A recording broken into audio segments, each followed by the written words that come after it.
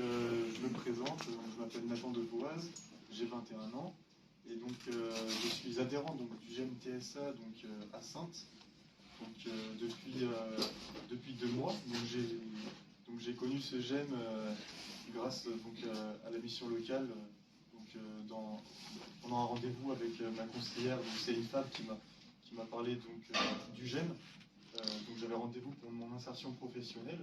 Et donc, elle m'a parlé du GEM, donc j'ai pu découvrir ce GEM-là.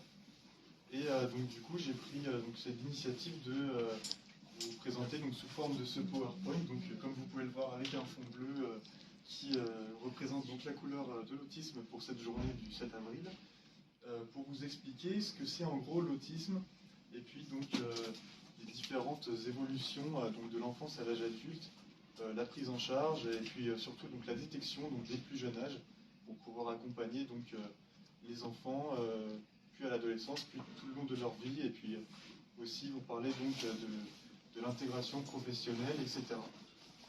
Donc du coup, hop, en sommaire. C'est bien. Donc voilà, donc avec une image bien représentative, comme vous pouvez le voir. Donc je vais tout d'abord vous expliquer qu'est-ce que c'est donc l'autisme au sens large.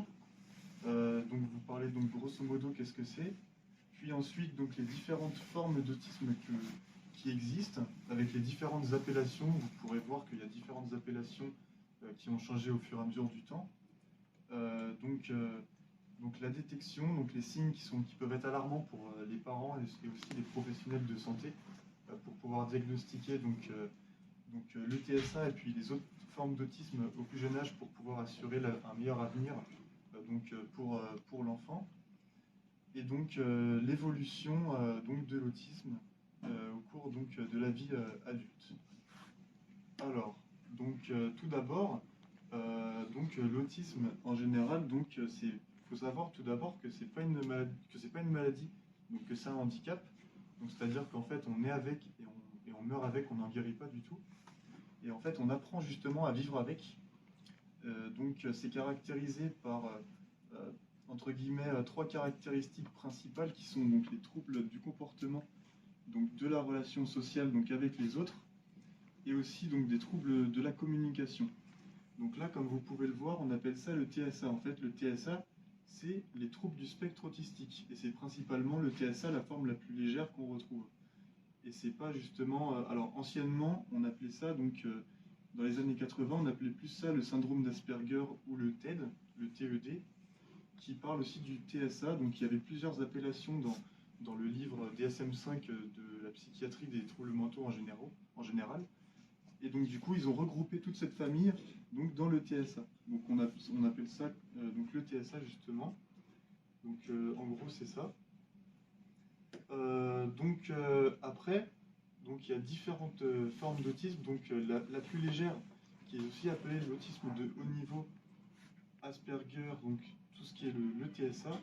Donc en fait, on retrouve des symptômes comme des altérations dans des interactions sociales et des activités restreintes. Donc ça peut être par exemple avoir un centre d'intérêt qui est répétitif ou qui est par exemple la même chose tous les jours, par exemple. Ça peut être ça qui peut être détecté principalement chez les enfants.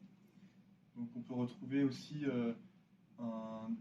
certaines déficiences cognitives dans certaines formes d'autisme, mais dans celle de haut niveau, il n'y a aucune déficience intellectuelle qu'on peut remarquer. Donc après, donc il y a d'autres autismes. Donc l'autisme de Kanner, ça c'est un autisme plus sévère en termes de communication. Donc les premiers symptômes, ils se manifestent donc, en général à l'âge de 3 ans sur tous les autismes, mais aussi sur l'autisme du Kanner, comme vous pouvez le voir. Donc il peut être diagnostiqué donc, très tôt donc, par les parents donc, pour des troubles de la communication. Donc on peut l'observer, donc par exemple un enfant de moins de 2 ans qui babille pas, donc c'est-à-dire qui fait pas de bruitage ou qui n'établit pas de contact oculaire donc à ses parents, qui rend pas le sourire, etc. ou qui pointe pas un objet du doigt pour montrer quelque chose. Et ben ça peut être un signe par exemple d'autisme qui est à prendre vraiment en compte pour pouvoir donc en parler à un médecin. Donc souvent ça va être un médecin généraliste qui va pouvoir évaluer avec des neuropsychologues et évaluer donc voilà. Donc ensuite, il y a d'autres syndromes. Donc il y a le syndrome de Rett, donc qui est principalement repéré donc chez les filles, et le syndrome désintégratif de l'enfance. Donc ça aussi, c'est des formes d'autisme, ces deux-là, mais on retrouve en fait un arrêt du développement des capacités. Donc en fait, dans un premier temps, on a un développement normal des capacités qui se dégrade au fur et à mesure du temps. Voilà. Donc par exemple, dont dans le développement psychomoteur. Donc le développement psychomoteur, ça va être plus dans la motricité, etc., la façon de tenir les objets, les choses comme ça. Donc les comportements, les gestes stéréotypés, donc des mains ou une hyperventilation, donc pour le syndrome de Rett, par exemple, et aussi un retard mental sévère. Donc il n'y a pas vraiment de niveau, mais on peut avoir toujours un niveau d'autisme, c'est-à-dire que l'autisme dit de haut niveau, TSA, Asperger, c'est le plus léger, et l'autisme de Kanner, de Rett, et celui-là, c'est les trois autismes les plus sévères. Donc c'est assez difficile de s'y retrouver au niveau des différentes appellations, mais on retrouve plusieurs points communs dans les différentes formes d'autisme. Ce qu'on retrouve le plus, c'est dans les interactions sociales, par exemple, et puis dans chaque autisme, on retrouve ça le plus. Voilà. Donc voilà. Mais la différence, c'est qu'il n'y a pas de déficience intellectuelle dans l'autisme TSA qui est le plus courant en fait, qui n'a aucune déficience intellectuelle. Voilà. Donc ensuite,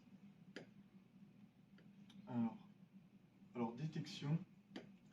Donc comme je vous expliquais tout à l'heure, les premiers signes qui vont être notamment alarmants chez les parents, ça va être donc que l'enfant ne gazouille ou ne babille pas, donc il ne fait pas de petits bruitages avant ses 18 mois, qui ne fait pas de gestes pour communiquer, etc. Donc ça, par exemple, c'est important de diagnostiquer le plus tôt possible l'autisme pour pouvoir pour que ce soit pour faciliter sa vie, son entrée à l'école, son entrée donc dans l'adolescence, parce que l'adolescence, c'est une période qui peut être très compliquée chez certaines personnes TSA par exemple.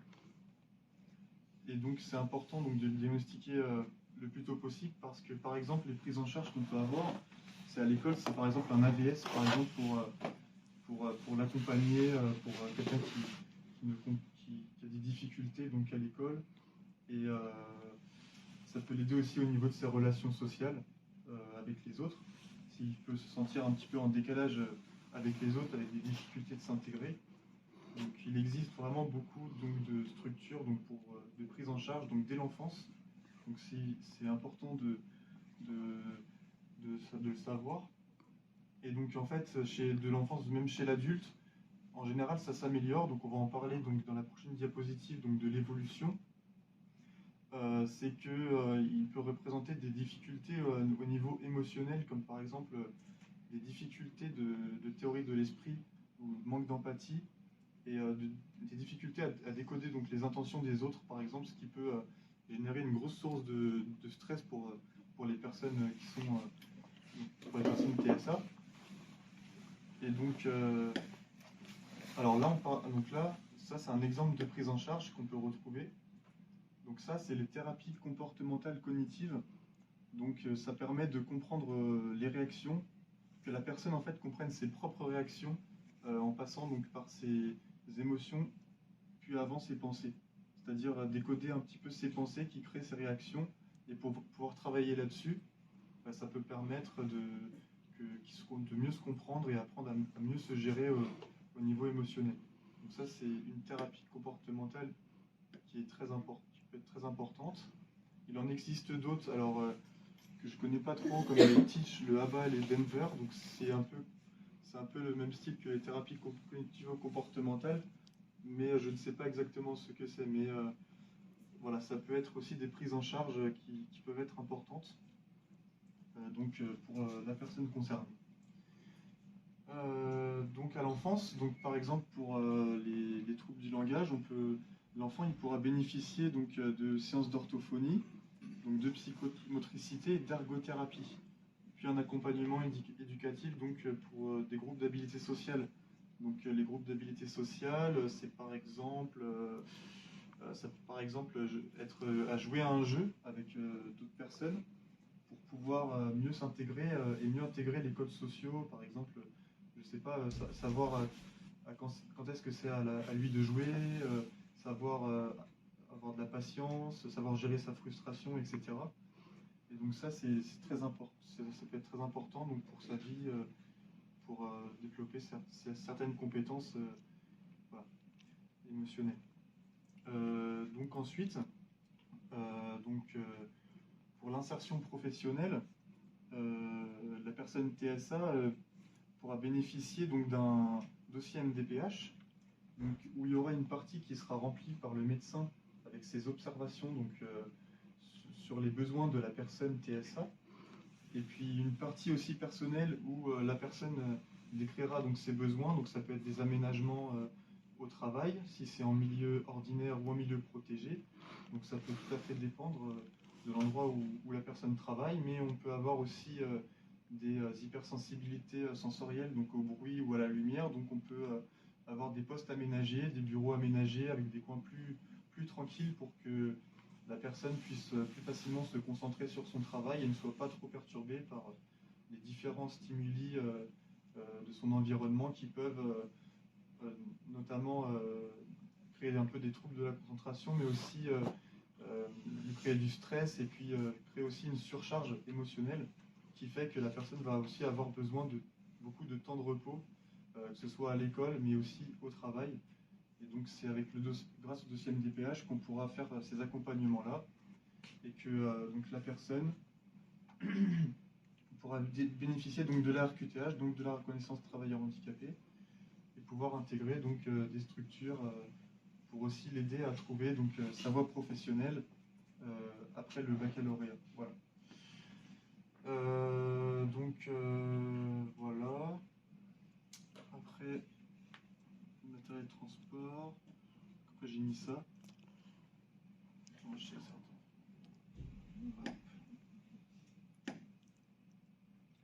Donc là, on va parler donc de l'évolution.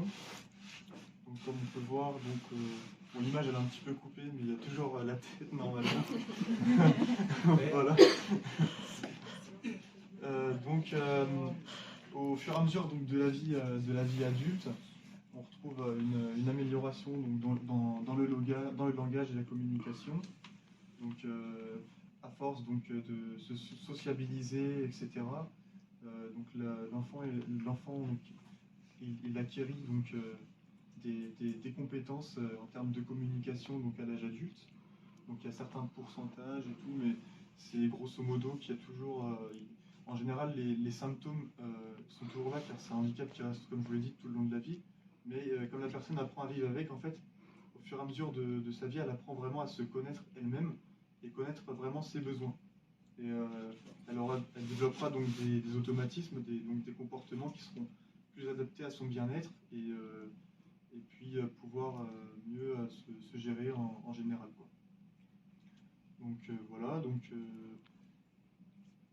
par exemple pour les comportements stéréotypés, on voit qu'il y a une baisse à l'âge adulte, mais c'est notamment le cas donc d'autres symptômes qui baissent à l'âge adulte. Donc voilà. Ensuite, ah oui, donc la partie personnelle. Donc moi pour ma part, ça a été très tôt en fait, à l'âge de 13 ans. Donc en fait que j'avais des périodes où j'étais dans ma chambre et j'étais pas bien du tout. Et du coup, mes parents, ils se sont un petit peu inquiétés parce que je me posais beaucoup de questions et je me sentais un petit peu en décalage avec les autres, et un petit peu à l'écart. Et donc, du coup, ce qui a fait qu'on a contacté donc, le CRAN, qui est donc le Centre de recherche autistique de Haute-Normandie, qu'à l'époque, j'habitais à côté. Donc, j'ai fait mes évaluations là-bas pour qu'on détecte, donc, ce syndrome chez moi. Et donc, c'est ce qui a alarmé un peu mes parents sur les différents comportements que je peux avoir. Avant, c'était par exemple que je jouais pas, on va dire, de manière ordinaire un peu au jeu. C'est-à-dire que, par exemple, j'avais des animaux en plastique, mais je voulais qu'ils soient toujours bien alignés, enfin voilà, des comportements comme ça. Que pour me rassurer, parce que j'ai beaucoup d'angoisse et de stress. Par exemple, quand je rentrais du collège, je disais toujours le même mot. Je sais plus ce que c'était, mais je disais souvent un mot pour me décompresser de ma journée. Et puis je le répétais en boucle tout le temps.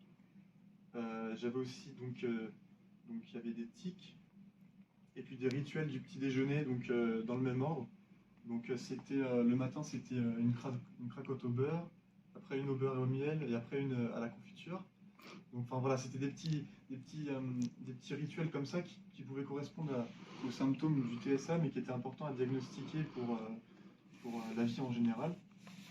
Donc après il y avait d'autres symptômes qu'on pouvait avoir comme des remarques déplacées. C'était souvent quand il y avait beaucoup de monde et tout, que je me sentais pas bien. Je disais bon, on y va, on y va. Enfin, je demandais à mes parents de y aller, par exemple.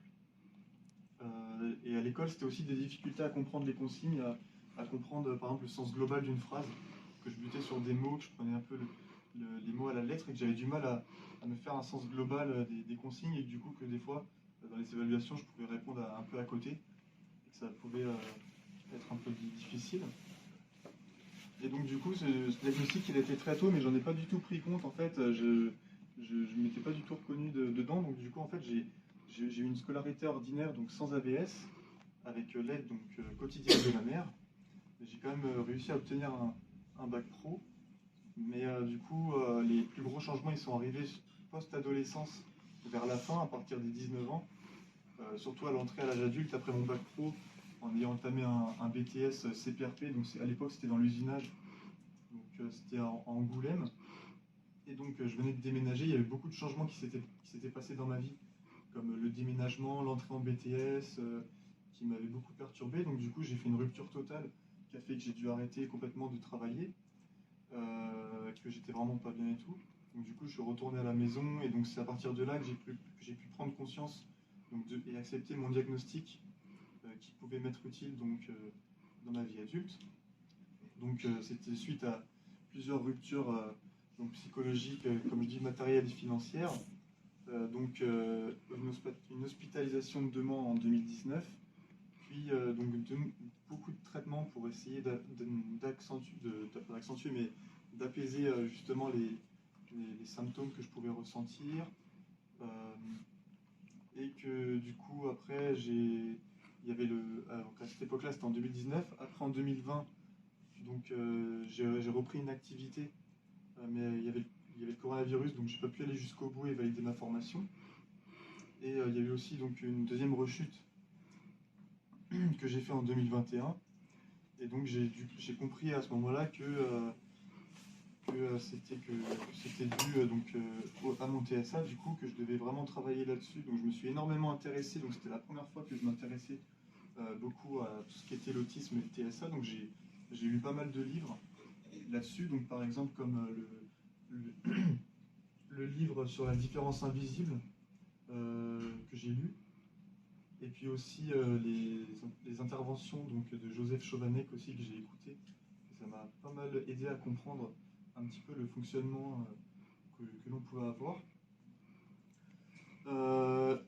Et donc voilà, donc j'ai soutien de soi. Donc, pour l'acceptation de soi, donc je suis toujours donc, une psychothérapie très régulièrement, donc pour aider à tout ce qui est la confiance en soi et l'estime de soi. Et donc je travaille régulièrement là-dessus. Pour m'aider donc pour mon avenir, etc., pour pas trop m'inquiéter par rapport à mon avenir et tout.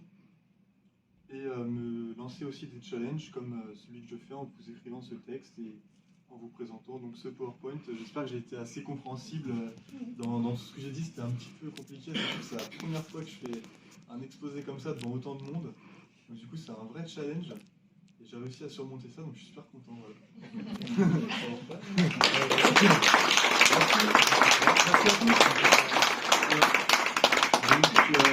Si vous avez des questions, donc n'hésitez pas et j'essaierai de faire de mon mieux pour essayer de vous répondre. Quoi. Voilà. Chez moi tout le temps. Et pour la suite, donc c'est aussi niveau professionnel, donc que je vais pouvoir rentrer à l'EPNAC parce que j'ai toujours un dossier MDPH qui est en cours, vu que c'est récemment que je viens de l'envoyer. Et je dois attendre en fait une notification de la validation de la RQTH pour pouvoir commencer à exercer une activité professionnelle au sein de l'EPNAC, en commençant donc à l'EPNAC par une préorientation. Donc en fait, ça va être une évaluation de mes compétences, donc par des psychologues, infirmiers, etc., qui vont pouvoir voir quel métier qui pourra mieux me correspondre à moi. Et puis donc travailler, donc c'est à Rochefort. Et puis je commence bientôt, j'espère, je croise les doigts. Et puis, oui. C'est quoi les PNAC? Alors les PNAC, c'est un peu, comment expliquer, c'est un peu comme les missions locales, mais pour les personnes en situation de handicap qui recherchent une insertion professionnelle. Donc ça peut être tout type de handicap physique, d'handicap moteur, d'handicap de tout, quoi. Voilà. Oui. Par rapport, tu as parlé du fait que voilà, le diagnostic autour de 13 ans, tout ça, et qu'il y avait un lien possible ou pas des fois avec des AVS, tu as parlé des AVS, Oui. des auxiliaires scolaires, c'est ça? Oui. On parle des AESH, il y a toujours plein de cycles. Ouais. Est-ce qu'il faut avoir un peu ton avis là-dessus sur le fait que on parle d'inclusion, rester dans l'école? Comment toi tu vois les choses sur ce soutien-là qu'on apporte aux jeunes TSA, autistique dans les écoles? En fait, ces apports-là, bénéficier d'une AVS, pour moi, donc je n'ai pas bénéficié, mais ça peut être très important donc, pour la personne TSA en cours, parce qu'il y a les changements de classe, il y a aussi, des fois, il y a tout le monde qui parle en même temps pour essayer de se concentrer. Ça peut être, pour une personne dite ordinaire, ça peut être même difficile de temps en temps, et pour une personne avec TSA, ça peut être encore plus difficile de se concentrer avec tous les stimuli qu'on peut avoir et tout. Donc une AVS, ça permet d'avoir quelqu'un qui est à côté de soi et que quand la personne n'a pas compris quelque chose, peut lui demander, et ça permet à l'AVS de pouvoir recentrer la personne sur son cours, et c'est très important, je pense, à la scolarité, et aussi que les personnes autour d'elle soient au courant justement de la différence donc, de la personne, pour pouvoir qu'il y ait plus une inclusion qu'une adaptation auprès d'elle, quoi.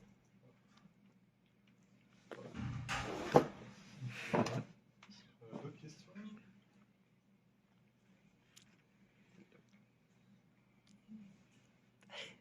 Oui. Qu'est-ce qui vous a donné envie de nous présenter tout ça aujourd'hui? Parce que c'est vraiment courageux. Du coup, ce qui m'a donné envie, c'est que je me suis donc longtemps posé la question de ce que c'était, et puis vraiment que je me suis énormément documenté pour éviter de sortir des clichés, et puis aussi que justement que c'est pas une étiquette, l'autisme, que c'est une partie de soi justement, et que dans la société souvent les gens ramènent ça directement à une étiquette, et que c'est important pour moi de préciser les différentes difficultés que la personne peut rencontrer au quotidien, et puis et le positif, ce qui peut être positif pour elle, donc dans les prises en charge comme donc les thérapies, et puis les AVS à l'école, et puis l'accompagnement, quoi.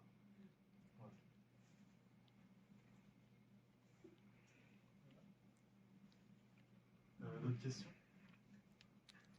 Est-ce que tu peux nous parler du lien avec ce qu'on appelle les GEM, puisque vous étiez cet après-midi là d'un groupe, ouais. Et donc il y a plusieurs GEM, est-ce que tu peux nous en dire deux mots? Alors les GEM, alors moi le GEM, je ne connaissais pas du tout, donc j'ai connu ça au mois de janvier, donc avec donc l'équipe mobile Emmanuel 17, donc, qui vient chez moi régulièrement pour la gestion quotidienne en général, et donc qui m'a parlé du GEM. Et donc j'ai découvert, je me suis renseigné qu'il y en avait 500 en France. Et donc il y avait les GEM, ça peut être dans différents handicaps, par exemple. Donc on a les GEM dans le TSA, on a les GEM dans le handicap psychique, et les GEM dans le cérébro-lésé. Il y a différentes GEM qui existent. Et donc moi du coup j'ai découvert, donc tout d'abord j'allais à la main tendue. Enfin, je m'étais entre guillemets un peu trompé de GEM, mais j'y suis quand même allé, parce que ça m'a permis de sortir de chez moi, un peu de ma zone de confort à la maison, et de pouvoir aller vers les autres et de rencontrer aussi d'autres personnes. Donc à la main tendue, j'ai pu rencontrer donc pas mal de gens avec qui j'ai pris des contacts, et puis que je connais maintenant, et qu'on passe des bons moments. Donc on joue à des jeux, donc on a fait des randonnées, on a fait pas mal de choses différentes et tout. Et puis donc après, j'en suis arrivé donc au GEM TSA justement, il y a à peu près depuis le mois de février, quoi. Voilà. Je vais très régulièrement, et comme je disais tout à l'heure en rigolant à Thomas, c'est que je suis tombé accro au GEM. Voilà. Ouais.